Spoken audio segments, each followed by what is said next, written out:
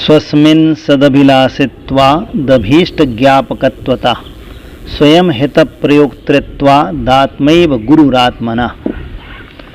ऊपर जो गुरु का उपदेश, अभ्यास और अनुभूति, स्वपर की अनुभूति, इस तीन बातों को बताया था। तो उसमें अब गुरु कौन है तो बताते हैं।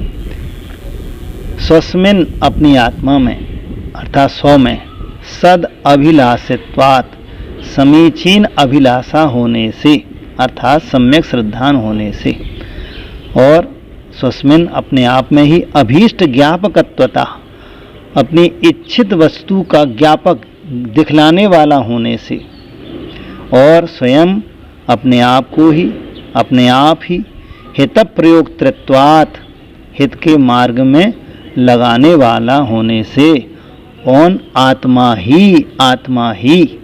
आत्मैव आत्मा ही आत्मनः आत्मा का गुरु है। भाव ये हुआ कि आपको श्रद्धा कौन ने पैदा कराया, आपको अपना ज्ञान किसने कराया, आपको अपने हित के मार्ग में किसने लगाया? तो कहते आत्मा ने लगाया। इसलिए आपका गुरु कौन हुआ? आत्मा ही आपका गुरु है। पूरा अर्थ क्या हुआ? सत समीचीन अभिलाषित्वात् अभिलाषा होने से, स्वस्मिन् अपनी आत्मा में, अभीष्ट ज्ञापकत्वतः अपनी इच्छित वस्तु को, अपने चाही हुई ज्ञान स्वरूप आत्मा को दिखलाने वाला कौन है? तो आत्मा है। और स्वयं हित के मार्ग में लगाने वाला आत्मा ही हित प्रयोक्तृत्वात् आत्मा ही है। इसलिए आत्मनः गुरु आत्मा ही है। स्वयं श्रद्धान पैदा होता है, पद्रव्यन से भिन्न आप में रुचि, और आप रूप को जान पने, और आप में रूप में लीन भव। इन तीनों के लिए एक ही स्वरूप चाहिए, वो है आत्मा। इसलिए आत्मा का गुरु कौन? आत्मा। आगे कहते हैं फिर ये लोक में गुरु की जो आवश्यकता होती है, जो आपने ऊपर भी बताया है, तो वो कैसा है दिखाते हैं। नाग्यो विज्ञत्वमायाति विज्ञो नाज्ञत्वमृच्छति निमित्तमात्रमन्यस्तु गतेर्धर्मास्ति कायवत्। अज्ञः विज्ञत्वम न आयाति, अज्ञानी व्यक्ति विज्ञत्वम विज्ञान पने को अर्थात ज्ञानी पने को या ज्ञानी न आयाति प्राप्त नहीं होता, वो ज्ञानी नहीं बन जाता है। और विज्ञः ज्ञानी व्यक्ति न अज्ञत्वम रक्षति, अज्ञानी पने को प्राप्त नहीं होता, अर्थात ज्ञानी अज्ञानी नहीं होता और अज्ञानी ज्ञानी नहीं होता है। फिर देखा तो जाता है। तो अन्यस्तु, अन्य जो भी जीव हैं, पुस्तक हैं, पुनराज हैं, साधु संत हैं, साधक हैं, पंडित जी हैं, त्यागी वृत्ति हैं, वो निमित्त मात्र होते हैं। कैसे की तरह? गतेह धर्मास्ति कायवत्, गति परिणत कोई जीव पुद्गल द्रव्य है, चल रहा है, तो उसमें धर्मास्ति काय, उस चलते हुए प्राणी को या चलते हुए द्रव्य को, या जीव हो या पुद्गल हो या मात्र जीव हो या पुद्गल मात्र हो या दोनों हो, तो उनको चलने में धर्मास्ति काय सहायक होता है। उसी प्रकार जो पुरुषार्थी है, साधक है, तो उसको हमारे गुरु महाराज, आचार्य उपाध्याय, साधु और भी आरिका माता, इलक क्षुल्लक, त्यागी वृत्ति, पंडित जी जो भी होते, शास्त्र जी, ये सभी उसके चलते हुए या ज्ञान स्वरूप रहने में जो उद्यम कर रहा है उसमें सहायक होते हैं। अब वो कैसी साधना करे, कहाँ करे, कौन करे? अभवत् चित्त विक्षेप एकांते तत्व संस्थिताः अभ्यस्येदभियोगेन योगी तत्वम निजात्मनः। अभवत् चित्त विक्षेप, चित्त विक्षेप है अर्थात जिसके चित्त में उथल पुथल नहीं है, चित्त में विकल्प नहीं है। अभवच, चित्त के विकल्प अभवत नहीं हैं। और तत्व संस्थिता, अपने आप में जो स्थित है, अपने आप को, आत्मा को जो अच्छी तरह से प्राप्त हो चुका है, ऐसा जीव एकांत में निर्जन स्थान पर या जन शून्य स्थान पर या थोड़ा सा भीड़ भाड़ से अलग होकर के अभियोगेन पूरे योग से अभ्यसेत अभ्यास करे। कौन करे? योगी करे। योगा विद्यते यस सह योगी, जिसके ध्यान है ऐसा मुनिराज, ऐसे मुनिराज, ऐसे साधक किसका करें?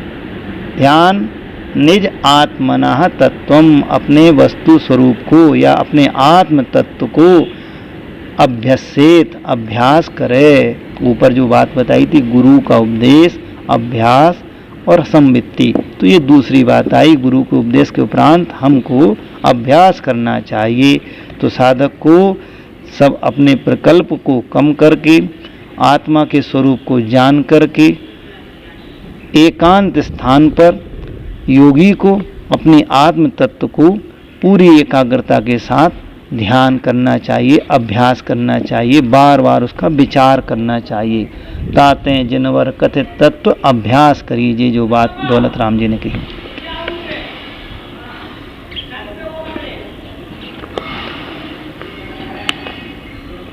यथा यथा समायाति संवित्तौ तत्त्वमुत्तमं तथा तथा न रोचन्ते विषयाः सुलभा अपि। यथा यथा समायाति संवित्तौ तत्त्वमुत्तमं तथा तथा न रोचन्ते विषयाः सुलभा अपि। यथा यथा न रोचन्ते विषयाः सुलभा अपि तथा तथा समायाति संवित्तौ तत्त्वमुत्तमम्। अब ये जो आत्म तत्व है जिसमें हमारा, उनको बोल दो कि थोड़ा शांत रहें, जाके खड़े होकर उधार लो।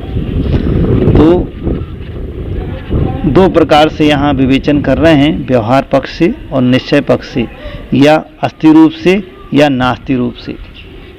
तो सबसे पहले कह रहे हैं भगवान कि जैसे जैसे यथा यथा संवित्तौ अनुभूति में उत्तमम तत्वम, अर्थात उत्तम तत्व से आत्म तत्व लगाना, निखालस तत्व अपना शुद्ध स्वरूप समायाति अनुभव में आता है।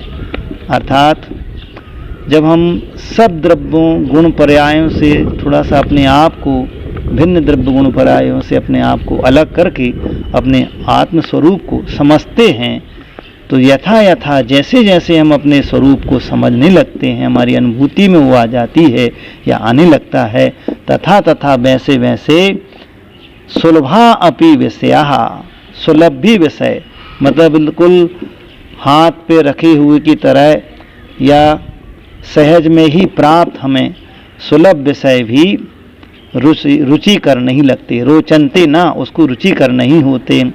ये तो हो गया आध्यात्मिक पक्ष। अब व्यवहार पक्ष में कहते हैं कि यथा यथा न रोचनते, जैसे जैसे हमें विषयाः सुलभाः, सुलभ अपि, सुलभ भी विषय जो हमें वस्तुएं प्राप्त हुई हैं, रोचते न, रोचनते न, रुचिकर नहीं लगती हैं, तथा तथा वैसे वैसे ही उत्तमम तत्वम संवित्तौ समायाति, उत्तम तत्व अर्थात आत्म तत्व अनुभव में आने लगता है। पहले हमने ऊपर बात कही थी, इस रूप से भी थी कि अस्थि रूप से, कि जैसे जैसे हमें आत्म तत्व अनुभव में आता है तो विषय, सुलभ विषय भी रुचि करने लगती। और अब ये कह रहा है नास्ति तत्व में कि जैसे जैसे हमें सुलभ विषय रुचिकर नहीं लगते हैं, वैसे वैसे हमारे तत्व में, आत्म तत्व में, अनुभूति में निखार आता रहता है, वैसे वैसे उत्तम तत्व अनुभव में आ जाता है। अब वो जीव जो आत्मार्थी है वो कैसे संसार को समझता है, देखता है, जानता है। निशामयति निःशेषमिन्द्र जालोपमं जगत स्पृहयत्यात्म लाभाय गत्वान्यत्रानुतप्यते।